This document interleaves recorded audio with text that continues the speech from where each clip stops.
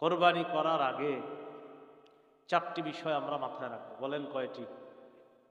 এক নাম্বার নিয়ত করা। বলেন এক নাম্বার। দুই নম্বর, আমরা যারা কোরবানি করব হালাল টাকা দিয়ে কোরবানি করব। কি টাকা দিয়ে? তিন নম্বর, শরীয়ত মোতাবেক কোরবানি করব। শরীয়ত মোতাবেক। আপনি মন মতো মানে শরীয়ত বলছে বিসমিল্লাহ বলতে, আল্লাহ আকবার বলতে, দোয়া পড়তে, না আপনি কইলেন আমি পড়বো না, কি হয়েছে না পড়লে, এরকম না। শরীয়ত যেভাবে বলছে ওভাবে। চার নম্বর, আমরা কোরবানি যখন করব কাউকে দেখানোর জন্য করব না, আমি আল্লাহর জন্য করতেছি, ব্যাস। কয়টা কথা? এক নম্বর নিয়ত শুদ্ধ, দুই নম্বর হালাল টাকা, তিন নম্বর মোতাবেক, চার নম্বর কাউকে দেখানোর জন্য না। এক নম্বর নিয়ত শুদ্ধ করা। সহিহ বুখারীর শুরু হাদিস, ক্বালা রাসূলুল্লাহ সাল্লাল্লাহু আলাইহি ওয়াসাল্লাম, ওমর ইবনুল খাত্তাব রাদিয়াল্লাহু তাআলা আনহুর বর্ণনা, রাসূলুল্লাহ সাল্লাল্লাহু আলাইহি সাল্লাম বলেন, ইন্নামাল আ'মালু বিন্নিয়াত। আমলের প্রতিদান নির্ভর করে নিয়তের উপর। আমলের প্রতিদান নির্ভর করে কিসের উপর? পরিশুদ্ধ নিয়তের উপর আমলের প্রতিদান নির্ভর করে। এজন্য মনে রাখবেন, কোরবানির আগে প্রথম শর্ত নিয়ত শুদ্ধ করা। নিয়ত কি করা? শুদ্ধ করা। তাই শরীকে কোরবানি দিতে খুব সতর্কতা অবলম্বন করা।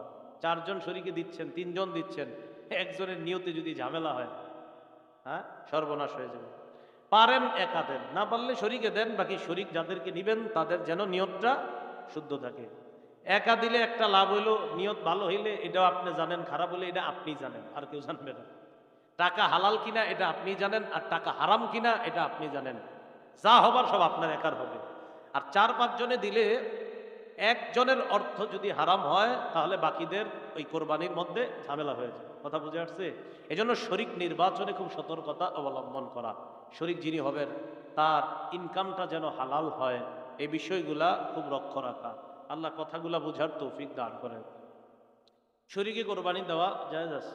তিরমিজি শরীফের 1502 নম্বর হাদিসের বর্ণনা, আন জাবির ইবনে আব্দুল্লাহ রাদিয়াল্লাহু তাআলা আনহু قال نحرنا مع رسول الله صلى الله عليه وسلم عام الحديبية البدنة عن 7 والبقرة عن 7। জাবির ইবনে আব্দুল্লাহ রাদিয়াল্লাহু তাআলা আনহু বলেন, হুদাইবিয়া যুদ্ধের দিন আমরা রাসূলের সাথে কোরবানি করেছি। 7 জনের পক্ষ থেকে একটা ওট জবাই করেছি, 7 জনের পক্ষ থেকে গরু জবাই করেছি। 7 জনের পক্ষ থেকে উট জবাই করছি, 7 জনের পক্ষ থেকে গরু। তিরমিজি শরীফের 1502 নম্বর হাদিস। 1490 এর পরে সব কোরবানির ব্যাপারে হাদিসগুলা, 1490, 91, 92, 1500, 1, 2, 3 তিরমিজির সব কোরবানির ব্যাপারে। মুসলিম শরীফে বর্ণনা আছে, একই সাহাবীর বর্ণনা, জাবির ইবনে আব্দুল্লাহর বর্ণনা। তিনি বলেন, আমরা কোরবানি করেছি, আমরা ওট 7 জনের পক্ষ থেকে করেছি, গরু 7 জনের পক্ষ থেকে করেছি। তো যাই হোক, শরীকে কোরবানি দিতে সতর্কতা অবলম্বন করা। আমার শরীক যিনি হবেন তিনি যেন হালাল ইনকাম করেন, উপার্জন করেন, এই বিষয়গুলোর প্রতি আমরা অবশ্যই খেয়াল রাখি। তা আসেন, এক নাম্বার নিয়ত শুদ্ধ করা। শরীক যিনি হবেন তারও যেন নিয়তগুলা শুদ্ধ হয়।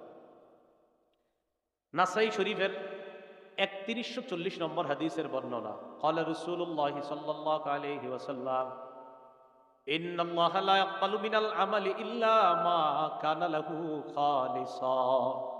আল্লাহ রব্বুল আলামিন ওই ব্যক্তির আমল কবুল করেন না যে আমলটা একমাত্র আল্লাহর জন্য না হবে। যে আমলটা একমাত্র আল্লাহর জন্য কি হবে বলেন? না হবে, এটা আল্লাহ তার জন্য কবুল করেন না। তাহলে বলেন তো, কোরবানির ক্ষেত্রে এক নাম্বার কি করা? নিয়ত শুদ্ধ করা। সূরা হজের 37 নম্বর আয়াত, আল্লাহ বলেন, লা ইয়ানালাল্লাহা লুহুমুহা ওয়ালা দিমাউহা। আল্লাহর কাছে গোশত যায় না, রক্ত যায় না, ওয়ালাকিন ইয়ানালুহুত তাকওয়া মিনকুম। তোমাদের তাকওয়া, অন্তরে কার কি পরিমাণ ভয়, নিয়ত কতটুকু শুদ্ধ, আল্লাহর জন্য কোরবানি করছে কিনা, এটাই আল্লাহর কাছে যায়। আল্লাহর কাছে আমাদের তাকওয়া যায় বলেই তো আল্লাহ মায়া করে কোরবানির গোশত আমাদেরকে খাওয়ায়। গোশত কারা খায়? আমরা খাই না? তো কোরবানি করলাম কার জন্য? আল্লাহ আমগরে খাওয়ায়, সুবহানাল্লাহ। কারণ আল্লাহ তো আমাদের থেকে রক্ত গোশত এটা চায় না, আল্লাহ চায় নিয়তটা ঠিক কিনা। মনে থাকবে তো ইনশাল্লাহ? قال رسول الله صلى الله عليه وسلم ثلاث لا يضل عليهن قلب رجل مؤمن। 3 ক্ষেত্রে মুমিনের অন্তর খেয়ানত করতে পারে না। বলেন কয় ক্ষেত্রে? 1 নম্বর, ইখলাসুল আমালি লিল্লাহ। সব আমল মুমিন আল্লাহর জন্য করবে, এই ক্ষেত্রে মুমিনের কলব খেয়ানত করতে পারে না। এই জন্য আল্লাহ শিখাইয়া দিছে। আপনি বলেন আমার নামাজ, আমার কোরবানি, আমার হজ, আমার জাকাত, আমার ইবাদত সব কিছু একমাত্র আল্লাহর জন্য, এটা আপনি বলেন। কারণ মুমিন আমলের ক্ষেত্রে খেয়ানত করবে না, মুমিনের কলব কখনো খেয়ানত করতে পারে না। এই গেল 1 নাম্বার কথা, নিয়ত শুদ্ধ করা। 2 নাম্বার, হালাল টাকায় কোরবানি দেওয়া। বলেন কি টাকায় কোরবানি দেওয়া? হালাল টাকায় কোরবানি দেওয়া, এই কথাটা মনে রাখতে হবে। قال رسول الله صلى الله عليه وسلم, রাসূলুল্লাহ সাল্লাল্লাহু আলাইহি ওয়াসাল্লাম বলেন, আমার উম্মতের উপর এমন একটা সময় আসবে, লা ইউবালিল মার'উ মা আখাযা মিনহু আমিনাল হালালি আও মিনাল হারাম।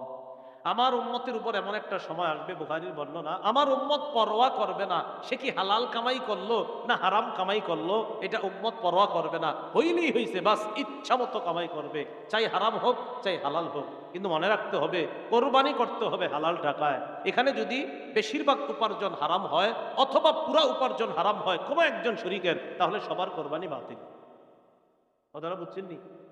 কোনো একজন শরীকের বেশিরভাগ উপার্জন যদি হারাম হয় অথবা পুরো অংশ যদি হারাম হয়, সবার কোরবানি বাতিল হয়ে যাবে। আল্লাহ হেফাজত করেন। এই জন্য শরীক নির্বাচনে সতর্কতা অবলম্বন করা। তো বলেন তো 2 নম্বর কাজে কি জানি কোরবানির ক্ষেত্রে? হালাল টাকায় কোরবানি দেওয়া। 3 নম্বর কি? শরীয়ত মোতাবেক কোরবানি দেওয়া। শরীয়ত মোতাবেক আল্লাহর নাম নিয়ে কোরবানি আদায় করা, কোরবানি দেওয়া। আল্লাহ পাক রব্বুল আলামিন বলেন, ওয়ালা তাকুলু মিম্মা লাম ইউযকার ইসমুল্লাহি আলাইহি, যেই পশু জবাই করার সময় আল্লাহর নাম নেওয়া হয় না ওই পশুর গোশত তোমরা খাবে না। যেই পশু জবাই করার সময় আল্লাহর নাম নেওয়া হয় না ওই পশুর গোশত তোমরা খাবে না। অন্য আয়াতে আল্লাহ বলেন, ফাকুলু মিম্মা যুকিরা ইসমুল্লাহি আলাইহি, ওই পশুর গোশত তোমরা খাও যেই পশু জবাই করার সময় আল্লাহর নাম নেওয়া হয়। তাহলে যেই পশু জবাই করার সময় আল্লাহর নাম নেওয়া হয় এটা খাও, যেই পশু জবাই করার সময় আল্লাহর নাম নেওয়া হয় না এটা তোমরা খাবে না। তো আল্লাহর নাম নেওয়া, শরীয়ত মোতাবেক কোরবানি করা। কোরবানি করতে গিয়ে কোনো ধরনের বেদাতি কর্মকাণ্ড যেন না হয়। যেমন পশু কিনছেন, এখনো 10 দিন বাকি কোরবানি, বা 5 দিন বাকি, বা 3 দিন বাকি, ওই মুহূর্তে আপনারা অনেক মানুষ কত রং বেরঙ্গের তামাশা করে পশুরে নিয়ে, এই করতে হয় সেই করতে হয়। বেচারার জবান থাকলে মনে হয় বলতো, আমার একটু মাফ করো, এত কিছু করো আমার। কোন ধরনের বেদাত যেন অনুপ্রবেশ না করে। মনে রাখবেন সব বেদাতের মূলে থাকে জাল বর্ণনা। কি বললাম? সব বেদাতের মূল হয় জাল বর্ণনা। এই জাল বর্ণনা হয় সমস্ত বেদাতীদের প্রথম হাতিয়ার জাল বর্ণনা। একটা জাল বর্ণনা ফিট করবে, এটা হবে বেদাতের প্রধান হাতিয়ার। বেদাতের কোনো অনুপ্রবেশ করানো যাবে না, শরীয়ত মোতাবেক কোরবানি করা। সহিহ বুখারীর বর্ণনা 2697 নম্বর হাদিস, আম্মাজান আয়েশা সিদ্দিকা রাদিয়াল্লাহু তাআলা আনহার বর্ণনা, ক্বালা রাসূলুল্লাহ সাল্লাল্লাহু আলাইহি ওয়াসাল্লাম, মান আহদাসা ফি আমরিনা হাযা মা লাইসা মিনহু ফাহুয়া রাদ্দুন। রাসূলুল্লাহ সাল্লাল্লাহু আলাইহি সাল্লাম বলেন, আমাদের ইসলাম ধর্মের মধ্যে, ইসলামের এই শরীয়তের মধ্যে কেউ যদি ইবাদতের নামে সওয়াবের আশায় নতুন কিছু আবিষ্কার করে, বলেন সবাই, ইসলামের মধ্যে ইবাদতের নামে সওয়াবের আশায় নতুন কিছু আবিষ্কার করে, এটা বেদাত। এটা কি? ফাহুয়া রাদ্দুন, এটা প্রত্যাখ্যান করা হবে। ইমাম মালিক রাহমাতুল্লাহি আলাইহি বলেন, মান ইবতাদা ফিল ইসলামি বিদআতান ইয়ারাহা হাসানা ফাকাদ জাআমা আন্না মুহাম্মাদান ক্বাদ খানা রিসালা। ইমাম মালিক বলেন, কোন ব্যক্তি যদি ইসলামের মধ্যে নতুন কিছু বানায় আর এটারে যদি সে উত্তম মনে করে, এটা নতুন প্রথা চালু করছে এবং এটারে সে উত্তম মনে করে, সে কেমন যেন মনে করে যে মুহাম্মদ সাল্লাল্লাহু আলাইহি ওয়াসাল্লাম নবুয়তের দায়িত্ব পালনে ত্রুটি করেছেন। নবী ত্রুটি করছে? কোন নবী কি পরিপূর্ণ দিন রেখে গেছে কিনা বলেন? তো এখন যদি ইসলামের মধ্যে সওয়াবের আশায় ইবাদতের নামে নতুন কিছু অনুপ্রবেশ করায়, এর অর্থ হলো নবী পুরোপুরি রেখে যাইতে পারে নাই, তাই আমি নতুন একটা বানাইছি। আল্লাহ হেফাজত করেন। ক্বালা রাসূলুল্লাহ সাল্লাল্লাহু আলাইহি ওয়াসাল্লাম, নবীজি সাল্লাল্লাহু আলাইহি সাল্লাম বলেন, আনা ফারাতুকুম আলাল হাউজ, আমি হাউজে কাউসারের পারে দাঁড়িয়ে থাকব।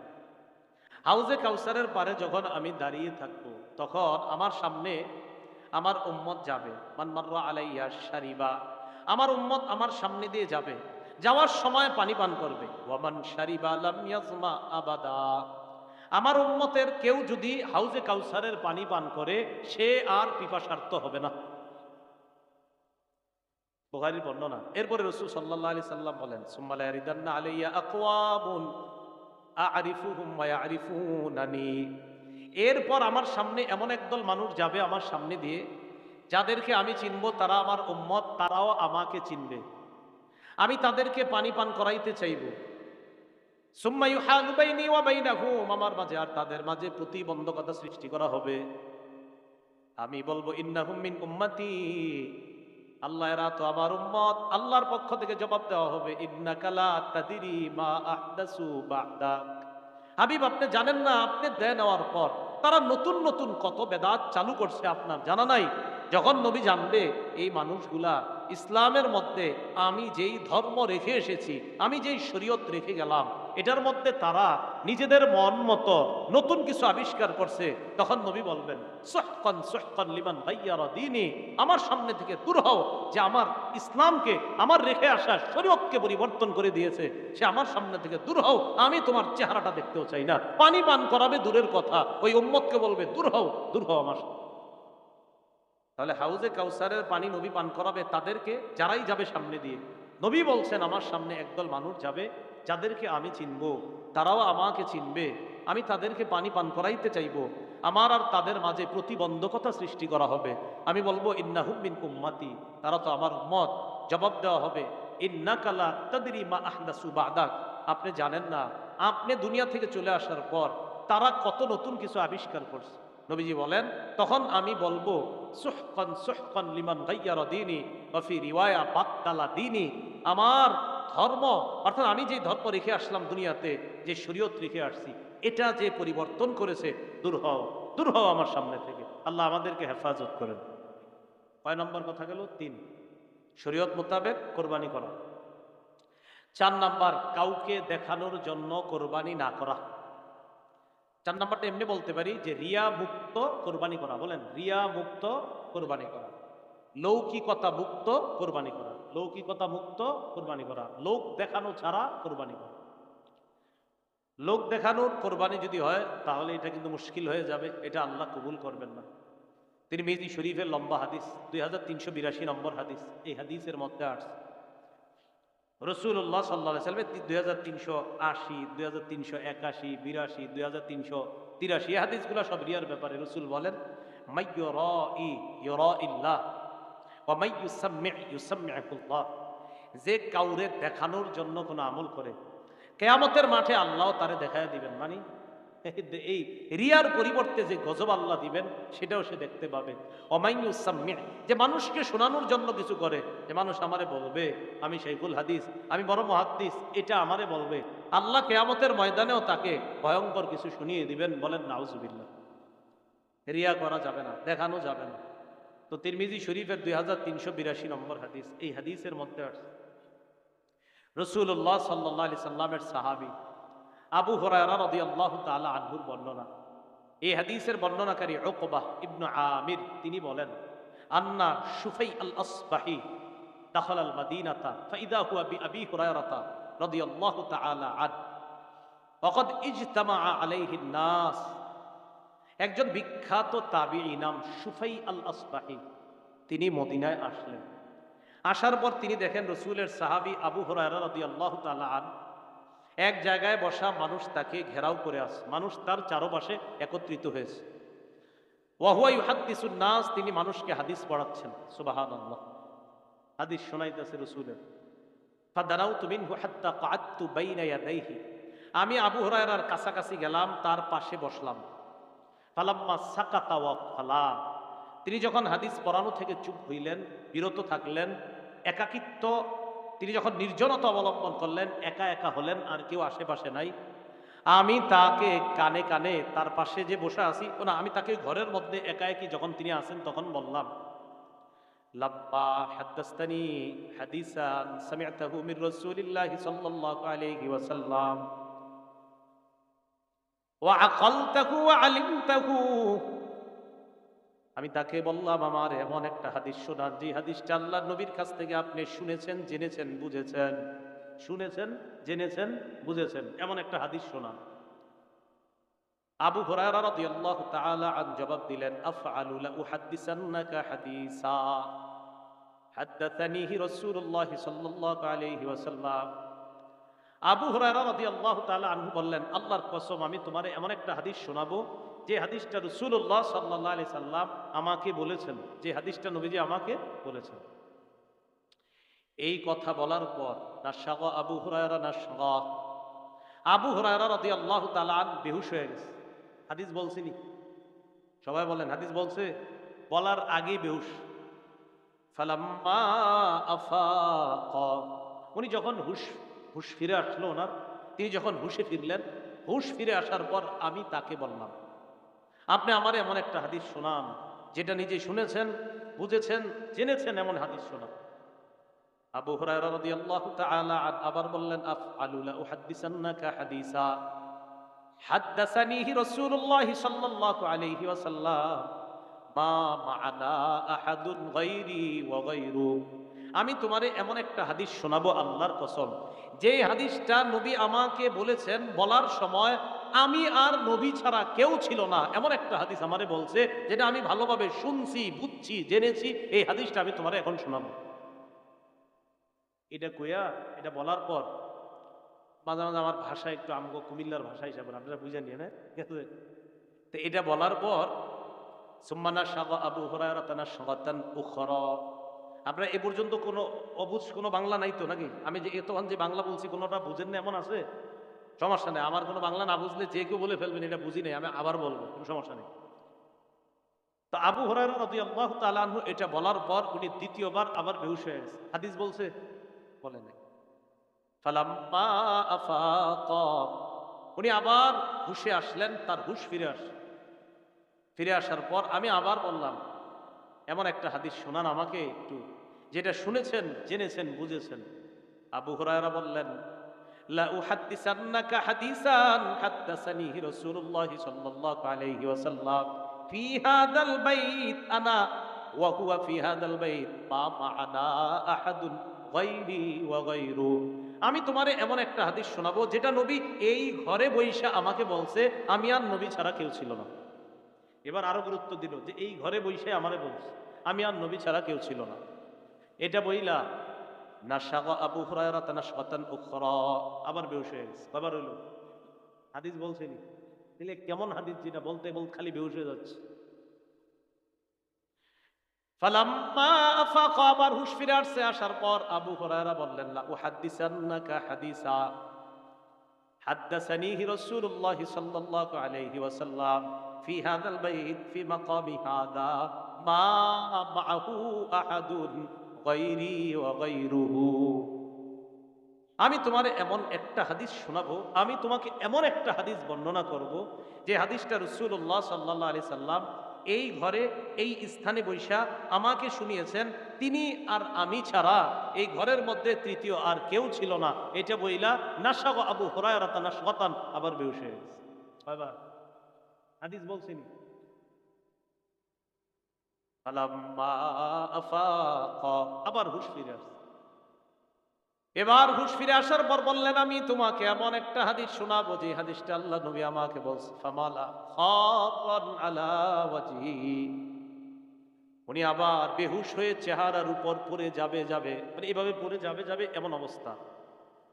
আসনাতুহু, আমি তাড়াতাড়ি ওনাকে ধরলাম, আমার সাথে টেক লাগায় বসাইলাম, তবিলা লম্বা সময় ধরে রাখছি যেন আর না পড়ে, মোটামুটি উনি স্বাভাবিক অবস্থায় যেন ফিরে আসে, কারণ বারবার বললেই তো বেহুশ হয়ে যাচ্ছে। এবার ধরে রাখলাম। এক পর্যায়ে আমি তাকে বললাম, আপনি মেহেরবানি করে হাদিসটা বলেন, বলতে পারছেন না কেন? আবু হুরায়রা রাদিয়াল্লাহু তাআলা আনহু বললেন, কিয়ামতের ময়দানটা যখন আল্লাহ কায়েম করবেন, কোন ময়দান বলেন তো? আল্লাহ যখন বিচার ব্যবস্থা কায়েম করবেন, যখন বিচার করবেন, আউয়ালু মাইয়াদউ রাজুলুন জামাআল কুরআন, প্রথম আল্লাহ ডাক দিবেন ওই ব্যক্তিকে, ওই আলেমকে, যে আলেম কোরআন হাদিসের বিদ্যা অর্জন করছে, তারে ডাকবে, আসো। আলেমকে ডাকার পর আল্লাহ বলবেন আলাম আল্লিমকা আলা মা আনজালতু আলা রাসূলি ফামাযা আমিলতা ফিমা উল্লিমতা, আমি কি তোমাকে ওই বিদ্যা শিক্ষা দেই নাই যে বিদ্যা আমি আমার হাবিবের উপর নাজিল করেছিলাম? আমি কি তোমাকে ওই বিদ্যা শিক্ষা দেই নাই যে বিদ্যা আমি আমার হাবিবের উপর নাজিল করেছি? ওই বিদ্যাকে আমি তোমারে শিখাই নাই? জবাব দিবে বালা, জি রব, আপনি আমারে শিখাইছেন। তো কি করছো? আমল করছো শিক্ষা অনুযায়ী? জবাব দিবে আকুমু বিহি আনা আল-লাইলি ওয়া আনা আন-নাহার, আমি সকাল সন্ধ্যা আমল করছি, আমি কোরআন প্রচার করছি, হাদিস প্রচার করছি, এরকম বলবে। যেমন মনে করেন আমি যদি কই আল্লাহ আমি দিনের বেলা ক্লাস করছি, রাতের বেলা হাদিস প্রচার করছি, তো এরকম মনে করেন একজন আলেম বলবে আল্লাহ আমি দিন রাত শুধু কোরআন হাদিস প্রচার করছি। আল্লাহ বলবে ঠিকই করছো, কেন করছো? বলবে আপনারই খুশি করার জন্য। আল্লাহ বলবে না, কাযাবতা, তুমি মিথ্যা বলছো, সব ঠিক কিন্তু তুমি মিথ্যা কথা বলছো। তুমি কি বলছো? মিথ্যা কথা। এবার আপনাদেরকে মাঝে মাঝে যদি বলি পোস্টারে বেশি কিছু লেখেন না, আপনারা তো টাইটেল লাগাইতে লাগাইতে আখেরাত বরবাদ করে দেওয়ার চেষ্টা করেন হুজুরদের। হ্যাঁ, আল্লামা অমক অমক বলতে বলতে আসল নামই দিই মাঝে মাঝে খুঁজে পাই না আমি কে, দেখি আমি এরকম এরকম এরকম। হ্যাঁ, আল্লামার ব্যাপারে তো আমি কঠোরতায় যাচ্ছি। আগামীতে আল্লামা লেখা থাকবে ওই মাহফিল ক্যান্সেল হয়ে যেতে পারে, একদম সরাসরি ক্যান্সেল। আল্লামা লিখবেন, কে কে পছন্দ করে সেটা যার যার ব্যাপার। আমার নামের শুরুতে আল্লামা লিখবেন, মাহফিল ক্যান্সেল টোটাল, সাথে সাথে কোনো ওজর আপত্তি পরামর্শ সুপারিশ কোনো কার্যকরী হবে না। কিন্তু আমি পছন্দ করি না, কেন লিখবেন এটা? এটা লিখবেন না। হাফিজুল হাদিস লেখলে ক্যান্সেল তো হবেই মাহফিল, ভবিষ্যতে আর কোনোদিন পাবেন না। আল্লামা লেখলে মাহফিল ক্যান্সেল, হাফিজুল হাদিস লেখলে ভবিষ্যতে আর পাবেন না। ভুলেও লেখেন নাই, এই কাজ ভুলেও করেন না। আল্লাহর হস্তে আল্লামা লিখবেন না, হাফিজুল হাদিস লিখবেন না, এগুলো লিখবেন না, ভুলেও লেখেন না। আল্লাহ কথাগুলো আমল করার তৌফিক দান। তো আল্লাহ বলবে কি করছো? সকাল সন্ধ্যায় কোরআন হাদিস প্রচার করছি, আল্লাহ আমল করছি কোরআন অনুযায়ী, হাদিস অনুযায়ী, আপনি যে বিদ্যা শিক্ষা দিচ্ছেন বিদ্যা অনুযায়ী। আল্লাহ বলবে মিথ্যা কথা বলছো। ওয়াতাকুলু লাহুল মালাইকাতু কাযাবতা, ফেরেশতারা বলবে সাথে সাথে জি তুমি মিথ্যাবাদী। ফেরেশতারা বলবে তুমি মিথ্যাবাদী। ফাসুহিবা বিহি আলা ওয়াজহিহি, মাথাটা নিচের দিকে দিয়ে পাগুলা উপরের দিকে দিয়ে ধাক্কা মারতে মারতে জাহান্নামের দিকে হেঁচড়াইতে হেঁচড়াইতে নেওয়া হবে। যাও। 2 নাম্বার ডাক দিবে রাজুলুন কুতিলা ফি সাবিলিল্লাহ বা রাজুলুন সাহিবুল মাল, সম্পদওয়ালাকে ডাক দিবে। ডাক দেওয়ার পর বলবে আলা ওয়াসি আলাইকা, আমি কি তোমারে কোটিপতি বানাই নাই, প্রচুর সম্পদ দান করি নাই? যে আল্লাহ দান করছেন। আমি যে বিধান দিয়েছিলাম বিধান পালন করেছো কিনা? হ্যাঁ মাওলা পালন করেছি। কি করছো? কাসিলুর রহিম, আমি আমার রক্তের সম্পর্ক রক্ষা করেছি। আর আতাসাদ্দাকু, আমি দান সদকা করতাম। আল্লাহ বলবে কেন করছিলেন? আপনারে খুশি করার জন্য। কাযাবতা, এই জায়গায় তুমি মিথ্যা কথা বলছো। করছো ঠিক আছে, কিন্তু এই জায়গায় মিথ্যা কথা বলছো। তুমি আমারে খুশি করার জন্য করো নাই, যেন আগামীকাল ফেসবুকে তোমার ছবি আসে তুমি 70 জনকে দান করছো, এই জন্য করছিলেন। কি ঠিক? হ্যাঁ, এই অ্যালার্জি থেকে যে কবে মুক্ত হবে সমাজ আল্লাহ জানে। মশারি দিতেছে, এটাও ফেসবুকে আসতেছে। আপনার মশারি ফেসবুক, মানে যেটাই দিচ্ছি আমি, বেচারা একজন রে একটা মশারি দিবে 14 জন ছবি তুলতেছে। একটা মশারি, একটা গামছা, একটা লুঙ্গি। কথার কথা যদি ঠিক আছে, আসলে যদি সহি শুদ্ধ নিয়তে দেয় তাহলে তো ঠিক আছে, ফেসবুকে দিলেও ঠিক আছে যে না নিয়ত শুদ্ধ। কিন্তু ঘটনা চক্রে যদি আপনার মাকসাদ হয় না মানুষ দেখুক, তো অবস্থাটা হবে কি? কথাটা বুঝছেন নি? মানে মূল কথা মানুষ দেখে আমাদের বাহবা দিবে, এটা যেন না হয়। এটা হলো মূল কথা। তো কেন সৎকা করছো? তখন বলবে আল্লাহ আমি তো করছি এই জন্য আপনার জানা। হলো না, মিথ্যা কথা। লিউকাল, যেন তোমাকে বলা হয় ইন্নাহু জাওয়াদ, ফুলানুন জাওয়াদ, ওমকে বড় দানশীল, উত্তর পাড়ার ওমকে বড় দানশীল। তুমি এই নিয়তে দান করেছিলা। অকৎকিল, দুনিয়াতে এই বাহবা তুমি প্রচুর অর্জন করেছো। তো যাদের বাহবা দরকার ছিল এটা তো তুমি পেয়েই গিয়েছো। আমি রবের জন্য তো তুমি কিছু করো নাই। তো কি করা? মাথাটা নিচে পা উপরের দিকে দিয়ে হ্যাচড়াইতে হ্যাচড়াইতে জাহান্নামে নিক্ষেপ। কথাগুলো পুরোটা বুঝবেন। মানে মূল কথা, আমি যা করছি সেটা কার জন্য হতে হবে। এটা যদি না হয় আল্লাহ বলবে তুমি তো আমার জন্য করো নাই। তুমি করছো, তুমি দান করছো, তুমি সব করছো, করছো কার জন্য? এবার ডাক দিবে আল্লাহ রাজুলুন কুতিলা ফি সাবিলিল্লাহ, আল্লাহ রাস্তার মুজাহিদকে। তোমারে আমি জিহাদ করার তৌফিক দিছি, কেন করছো? কয় কাতালতু হাত্তা কুতিলতু, আল্লাহ আমি লড়াই করতে করতে শহীদ হয়ে গেছি। আল্লাহ বলবে কেন?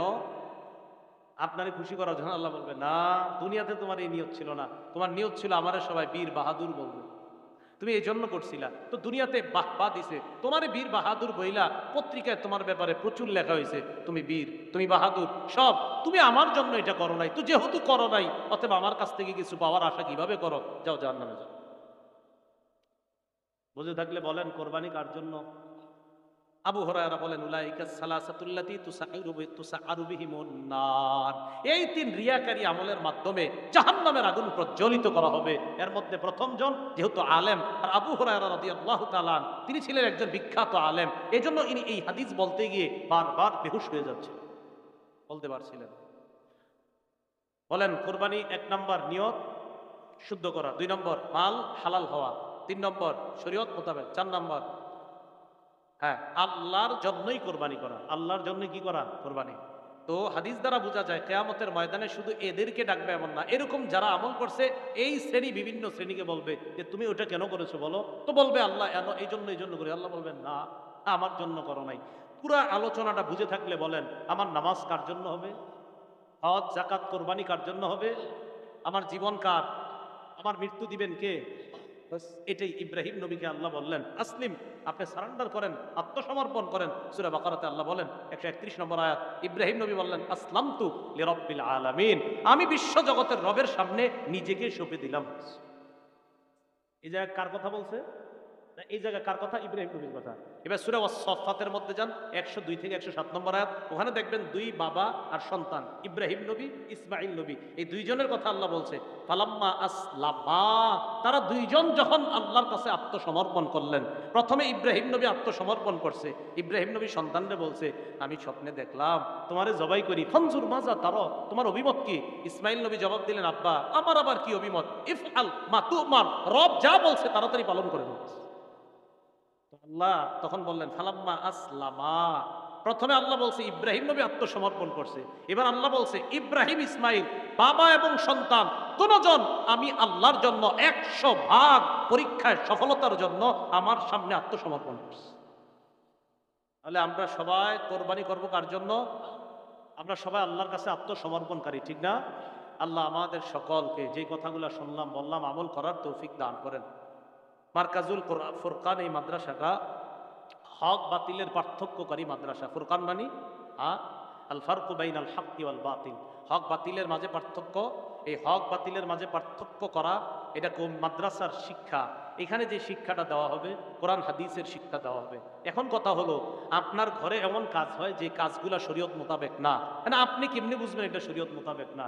এই জন্য আপনার একজন সন্তান মাদ্রাসায় দেন, এখান থেকে সে শিখবে কোনটা হক কোনটা বাতিল, কোনটা ন্যায় কোনটা অন্যায়। এই জন্য বলেন মাদ্রাসা শিক্ষা দরকার আছে কিনা? এই জন্য এই মাদ্রাসাটা ইনশাল্লাহ আমরা সবাই খেয়াল রাখবো, সন্তান দিব, পড়াশোনা করাবো, তারা যেন সুশিক্ষায় শিক্ষিত হতে পারে। আল্লাহ তৌফিক দান করেন।